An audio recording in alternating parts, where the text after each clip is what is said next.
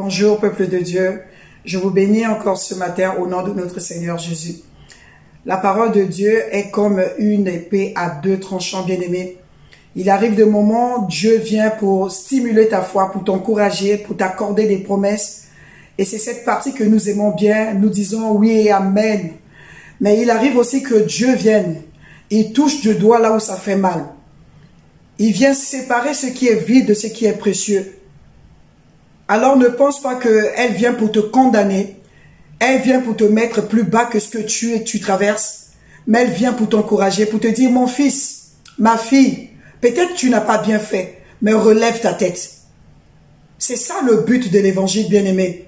Alors ne trie pas des messages, ne zappe pas les vidéos en fonction de ce que toi tu veux entendre. Écoute tous les messages parce que quelque part Dieu veut t'interpeller, Dieu veut te parler. Soyez bénis encore. Ce matin, nous allons lire un texte dans Proverbe 17, le verset 22. Proverbe 17, 22 dit ceci. Un cœur joyeux est un bon remède, mais un esprit abattu dessèche les eaux. Bien-aimés, ce matin, je parlerai du découragement.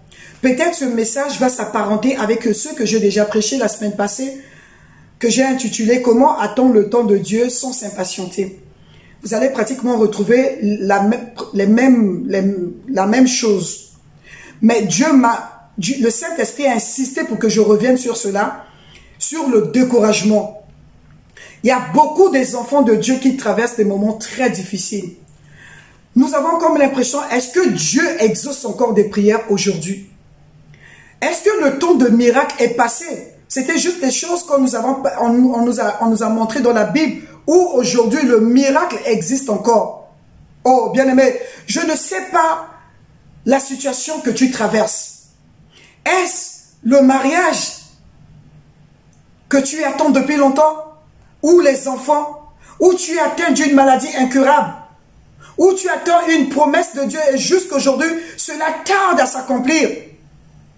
Et cela t'amène à être découragé, à douter de Dieu. Tu pries, mais tu fais semblant, bien-aimé. Tu sais que tu fais semblant. Quand tu pries, tu n'as plus la foi. C'est pour cela que tu es découragé. C'est pour cela que tu es abattu. Pendant que les autres dorment la nuit, tu pleures. Or, la Bible, ce que nous avons lu tout à l'heure dit, un esprit abattu. Bien-aimé, un esprit découragé. Un esprit découragé dessèche les eaux. Cela va t'amener même les maladies. Quand tu es abattu, quand tu pleures, quand tu te lamentes, tu t'appuies sur ton sort. Il y a d'autres qui vont se réfugier dans l'alcool. Il y a d'autres qui vont se réfugier dans le sexe parce qu'ils n'arrivent pas à surmonter les problèmes. Oh, bien-aimé, je suis venu te dire que tu n'es pas le seul ou tu n'es pas la seule à traverser ces difficultés. D'autres avant toi et moi dans la Bible qui est notre référence, ils ont traversé aussi des moments difficiles. Le temps me manquerait pour parler de beaucoup, mais je vais parler de deux cas seulement. Ceux qui étaient découragés au point de pleurer et de vouloir abandonner la foi. Nous allons parler des apôtres. Bien aimé, c'est parce que tu prends la Bible, tu lis, tu tournes les pages, tu n'arrives pas à te mettre à la place des apôtres. Leur leader, leur Seigneur, leur ami de tous les jours, le faiseur de miracles, celui qui leur avait dit qu'il était le oint de Dieu. La Bible dit qu'il était quand on est venu attraper Jésus à Gethsémane, la Bible dit que les apôtres étaient dispersés. Et pire encore, quand ils ont vu Jésus sur la croix. Oh, bien-aimé, aujourd'hui, toi et moi, on en parle. Ça devient des histoires. Mais c'est un peu de te mettre à la place des apôtres. Leur leader était là à la croix. Tous leurs espoirs étaient morts. Ils n'arrivaient plus à réfléchir, bien-aimés. C'est ceux qui se sont dit, mais est-ce que c'est vrai? Cet homme était oint de Dieu. Peut-être qu'il y a d'autres qui ont dit, mais si c'était oint de Dieu, il ne devait pas mourir comme ça. À la croix nue. Jésus-Christ est mort nu à la croix devant Israël tout entière. Pour ne pas dire devant ceux qui étaient à Jérusalem. Bien-aimés, mais les apôtres, ils étaient là, découragés. Nous avons aussi le prophète Élie. Après la victoire, quand il a tué les prophètes de Baal, la Bible dit que Jézabel a envoyé le message au prophète Élie. Et le prophète Élie, quand il a entendu le message de Jézabel, parce que Jézabel avait dit qu'il devait tuer Élie, la Bible dit que Élie a fui. Il était découragé au point d'aller s'enfermer dans les grottes, bien-aimés. Il était dessus. Il pensait qu'il était le seul en Israël qui était resté attaché à Dieu. Découragé. Oh, bien-aimés, nous aussi aujourd'hui, nous avons des personnes qui traversent des moments difficiles. Peut-être le mari est parti, il t'a laissé seul avec les enfants. Ton épouse est partie, il t'a laissé seul avec les enfants. Mais ils sont là, ils regardent droit devant eux, ils regardent aux promesses de Dieu, bien-aimés. C'est pour cela ce matin, je viens t'encourager pour te dire n'abandonne pas la foi. Si tu continues, bien-aimé, à rester dans cette position d'apitoiement de soi, à te lamenter, à pleurer 24 heures sur 24, cela ne changera pas quelque chose. Ce qui impressionne Dieu, c'est ta foi. Ce qui impressionne Dieu, que tu te regardes au travers des promesses de Dieu.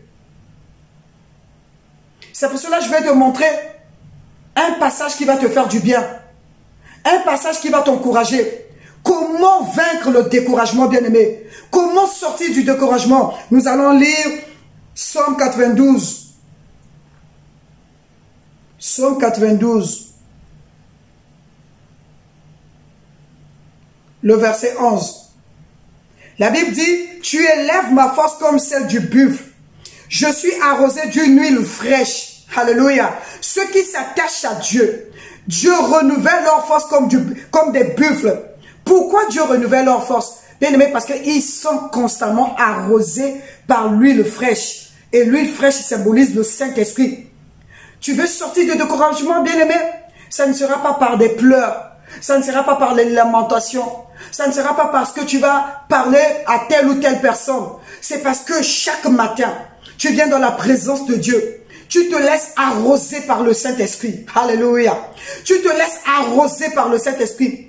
Et quand le Saint-Esprit t'arrose, il renouvelle tes forces comme la force des buffles.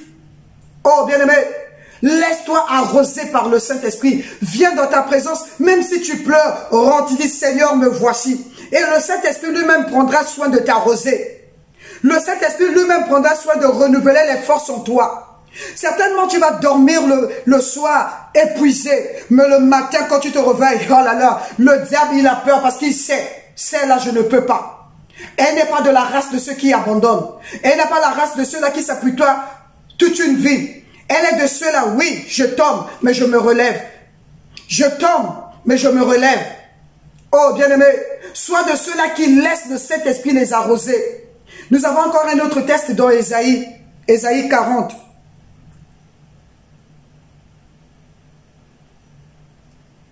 Ésaïe 40, alléluia. Ésaïe 40, 31 dit ceci. Mais ceux qui espèrent en l'Éternel, bien-aimés, ceux qui espèrent en l'Éternel renouvellent leur force. Ils prennent leur vol comme les aigles. Ils courent et ne se lassent pas. Ils marchent et ne se fatiguent pas. Pourquoi tu te fatigues? Parce que tu ne te confies pas en Dieu. Tu peux tout me dire, bien-aimé. Tu me dis, oui, Solange, je me confie. Non, bien-aimé. Quand on se confie en Dieu, on va dormir, peut-être fatigué, mais on se relève toujours parce que le Saint-Esprit lui-même, comme j'ai dit tout à l'heure, il vient renouveler tes forces. Il t'arrose par une huile fraîche, bien-aimé. Tu es comme l'aigle. L'aigle regarde au-dessus. L'aigle regarde les choses qui lui dépassent. Parce que, alléluia, les choses qui te dépassent, ça ne peut pas dépasser ton Dieu. Parce que ton Dieu, c'est le Dieu de l'impossible. L'aigle, il vole, il regarde au-delà. Il regarde au-delà des promesses même. Parce qu'il a les yeux qui sont fixés sur les promesses de Dieu.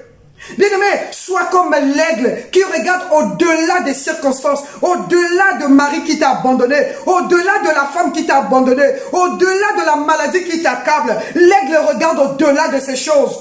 Oh, bien-aimé, je suis venu te dire que tu n'es pas un poussin. Tu vois, les poussins, ils sont toujours là. Les yeux sont toujours par terre, en train de regarder qui m'a blessé, qui m'a fait ceci, qui m'a insulté, qui m'a abandonné. On ne m'aime pas. Tu es là dans l'apitoiement, en train de pleurer. Oh, bien-aimé, sors de là. S'il ne t'aime pas, Jésus-Christ t'aime. Tu es la prunelle de l'œil de Dieu. Tu as du prix aux yeux de Dieu, bien-aimé. Ne sois pas comme un poussé toujours en train de regarder qui m'a blessé, qui m'a fait quelque chose. Sois comme l'aigle.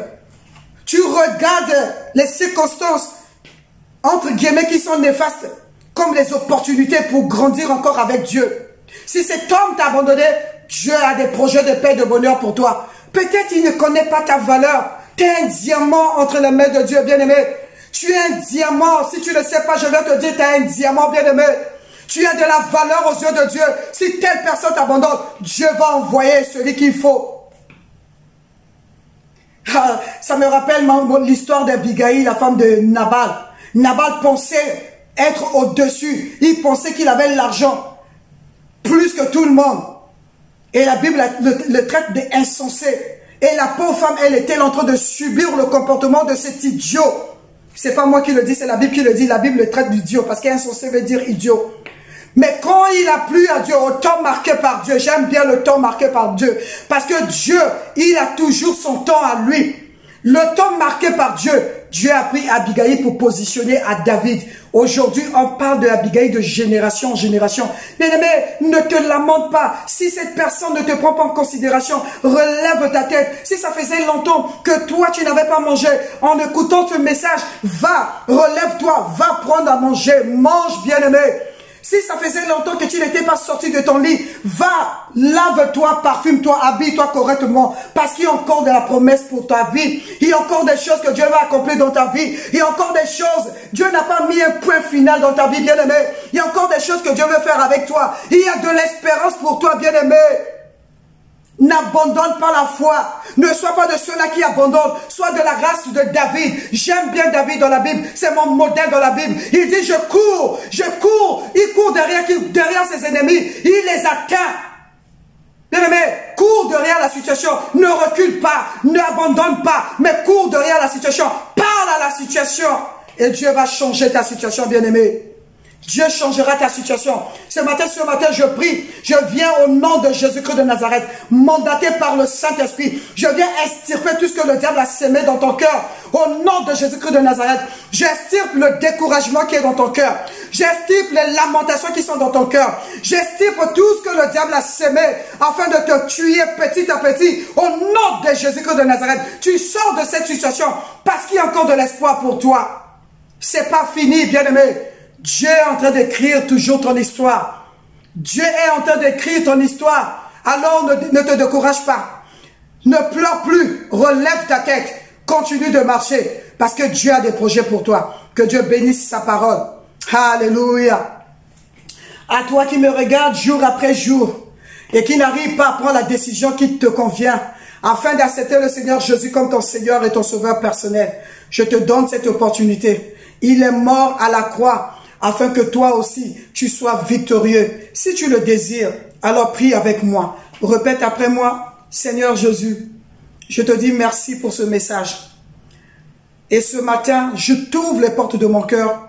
Je te reçois comme mon Seigneur et mon Sauveur personnel. À partir de maintenant, je veux que ce soit toi, le Seigneur Jésus, qui soit le maître de ma vie. Au nom de Jésus que je viens de prier. Amen. Si tu l'as fait, que Dieu te bénisse. Tu fais partie de la famille de Dieu. Le Saint-Esprit va te conduire à marcher pas à pas vers ta destinée. Au nom de Jésus.